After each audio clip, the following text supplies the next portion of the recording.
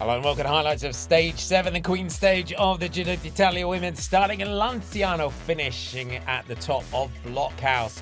Elisa Longa-Borghini taking a 3-second advantage over Lotte Kopecky into the stage. 38 seconds to Cecilie Uttrup-Ludwig in third.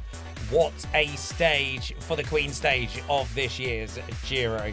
120.5 kilometres, 3,730 metres of climbing. Not just once up the Blockhouse, but twice. The first loop taking us up to Passo Lanciano, and the second ascent going all the way up to the top of Blockhouse for the Cima Alfonsina Strada. It was a very select leading group that was together on the Passo Lanciano. The Maglia Rosa of Elisa Longa-Borghini well in attendance. The white jersey of Antonia Niedermayer of Canyon SRAM. With Clara Emmond, the Queen of the Mountains, retiring from the race. Justine Hakira, her closest rival in the Queen of the Mountains classification, made sure she took maximum points at the summit of Passo Lanciano. The rider from AG Insurance Soudal had been to the hospital the night before and had stitches in her mouth.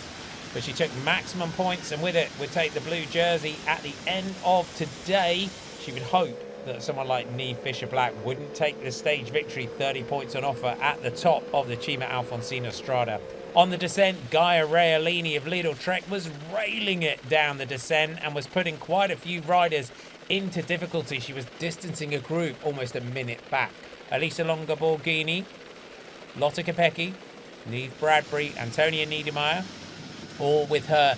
The group behind, Paulina Royackers, along with Urshka Ziegart, would take a while to get back in on the descent. Also getting back on would be Blanca Vass of SD Works. Brodie Chapman of Lidl-Trek came to the front at the bottom of the Blockhouse. 16.5 kilometres in length, averaging 7.9%, maxing out at 14%. It was an eye-wateringly tough day for the riders in this year's Giro. The mercury had been touching just under 40 degrees at the start in Lanciano, so keeping cool, keeping hydrated had been key. On the climb, under the pressure of Gaia Realini, Juliette Labousse and Cecilie Uttrup-Ludwig distanced just off the back of the group. The pocket rocket Italian was shredding the peloton, and with Niamh Fisher-Black and Mavi Garcia, the next two riders to go backwards.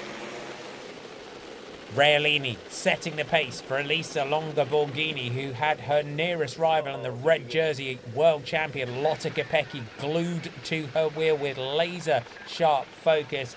Uttrup-Ludwig had started the day in third on the general classification. She was losing time. Niamh Bradbury of Canyon SRAM, first big attacker on the climb. With her went Paulina Royackers, Longa-Borghini, Kopecky and Niedermayer, just taking her time to get back on.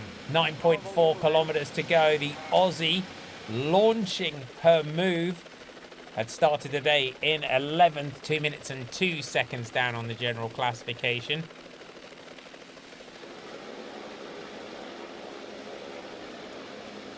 That acceleration did distance her teammate Antonia Niedermayer. Had started today with a 56-second advantage over Bradbury in that white jersey.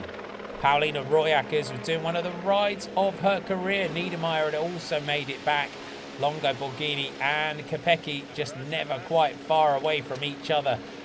6.5 kilometres to go. Longa-Borghini launching the move. It took a moment before Kopecky jumped on. But the Belgian from the team of SD Works Pro Time, we saw the talent on the climbs of the world champion on the Col de Tourmalet in 2023's Tour de France Femmes avec Zwift, and she was putting in another career-defining performance on the Blockhouse. Royackers repeatedly coming back to Longa-Borghini and Kopecky. Nothing that Elisa Longa-Borghini was doing on the climb was managing to distance Kopecky from her wheel. With Bradbury ahead, she would take the 10 bonus seconds if she could hang on for the stage victory. 6 and 4, though, still on offer for second and third across the line. Every time Royackers got back on, she came through to the front. Never one to shirk her responsibilities, always likes to set the pace. Time and time again, Elisa Longa-Borghini of Lidl-Trek throwing in the attacks, but each time Lotte Kopecky rolling with the punches and coming back and sticking to the wheel of the Maglia Rosa. it was living up to its billing, the Queen stage of this Giro. At the head of the race, though, it was the young Aussie Neve Bradbury that was putting in another career-defining performance. The 22-year-old had taken her first World Tour win in the recent Tour de Suisse. As she crossed the line, she can now call herself a Giro D'Italia women's stage winner. Behind her, the sprint for second was taken by Kopecky. She took 6 seconds. Longo Borghini took 4. Royakas crossing the line in 4th place, but the general classification with 1 day to go is now separated by a second. Neve Bradbury coming through as one of the climbing talents of her generation. She took the stage ahead of Lotte Kopecky and Elisa Longo Borghini. Royakas, Niedermayer, Labous, Fisher-Black, Realini, Meiring and Garcia, your top 10. Another day, another Maglia Rosa. She's led from day one, but it is now down to just 1 second to the world champion, Lotte Kopecky. Italy haven't won this race since 2008. Neve Bradbury moves herself up to 3rd, Royakas up to 4th. And we go into a final stage, which at 117 kilometers, 2,406 meters of elevation, a category 3 and a category 1 climb along the route before another hilltop finish in L'Aquila. You do not want to miss this. It could literally come down to the throw to the line between Elisa Longo Borghini and Lotte Kopecky.